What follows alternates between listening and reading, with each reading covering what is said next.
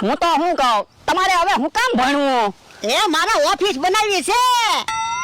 પણ હવે તમે ભણશો અને તમારું ભણતર પૂરું થશે કે તો તમારી જિંદગી પૂરી થઈ જાય છે. આ ઈ હાસુ. તો તમારે શેની ઓફિસ બનાવવી? એ ફાઇનાન્સ ની. એટલે એ મારે ક્યાં પૈસાની તાણ છે. બધાને લોન આપી અને વ્યાજ આવે અને બેઠા બેઠા ખાસ. તો પણ હું ઓફિસ સંભાળું, એવા નાના મોટા ઓફિસના કામ તો મને આવડે જ તે ને. ના રે ના, તું તો ખોટ ખવડાવે ને. ખોટ નહીં ખવડાવવું. આજ મેં ઊંધું કામ કર્યું. ના ના, તો પછી તમારે ફાયદો થાય ને એવું જ હું કામ કરીશ. આ તો મને ક્યાં વાંધો છે. તો હાલો ઓફિસની તૈયારી કરવી. હાલ. યો બોલો, શિયાળામાં 400 રૂપિયા લાઇટ બિલ આવતું અને ઉનાળામાં 1200 નું બિલ આવ્યું. આવું કેમ છું ઈ કઈ સમજાતું ના. એર કુલર નો ઘા. બોલો યો 1200 રૂપિયા બિલ ભરવું પડશે, નકર કનેક્શન કપાઈ જાહે. હે આ મમરાભાઈ આવે જ છે.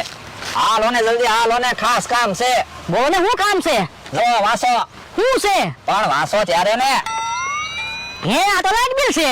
આ લાઇટ બિલ છે, આજ ભરવું પડશે, નકર કનેક્શન કપાઈ જાય એમ છે. પૈસા આપો. ઉભા રહ્યો. હે હાશ, હારું છું. જો આજ બીજે પૈસા ગોતવા નહીં પડે. યો આ શું છે? વાસો ત્યારે ને. હે આ તો હોલસેલ નું કઈક 12000 નું બિલ છે. તો મારે તે 12000 રૂપિયા ભરવાના છે. પણ હું લાઇટ બિલ નહીં ભરું ને તો કનેક્શન કપાઈ જશે, એટલે કહું.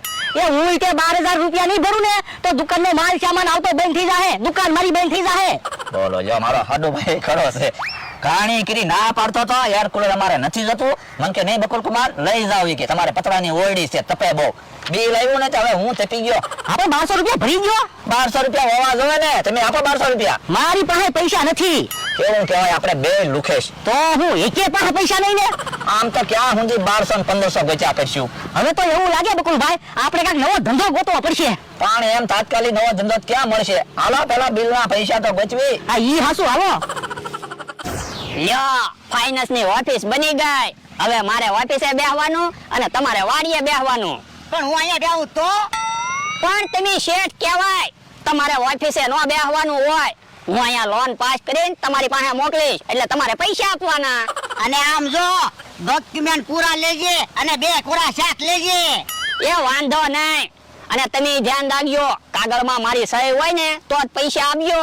એ વાંધો નહીં.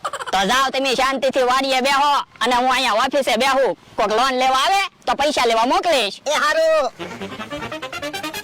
યો બોલો, સમય ઘડીક વારમાં કેવો ફરી જાય. કાલ સુધી હું વાડીનું કામ કરતો હતો અને આજ તો ફાઇનાન્સ ની ઓફિસમાં બેઠો. હે બકુલભાઈ ને મમરાભાઈ આવે છે. જોવો તો ખરા, કાચ તોડી નાખશો. હે કાસની ઓફિસ છે? હા, તમને એટલી ન ખબર પડે? ઓફિસમાં કાચ તો હોય જ તે ને. મને તો એમ લાગ્યું બધું ખુલ્લું છે. એ ના ના, કાચની ઓફિસ બનાવી. હે શેની ઓફિસ છે?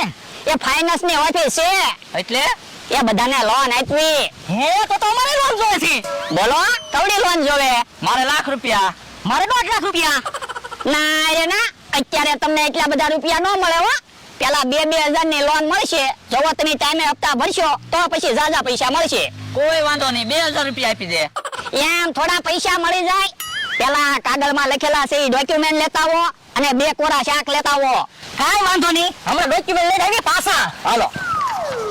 અરે કાસ છે ઈ ખબર નથી પડતી. તો પણ જોઈને હાલો ને. બકુલભાઈ ને મમરાભાઈ ડોક્યુમેન્ટ લઈને આવે કે હું કાગળિયા તૈયાર કરી રાખું.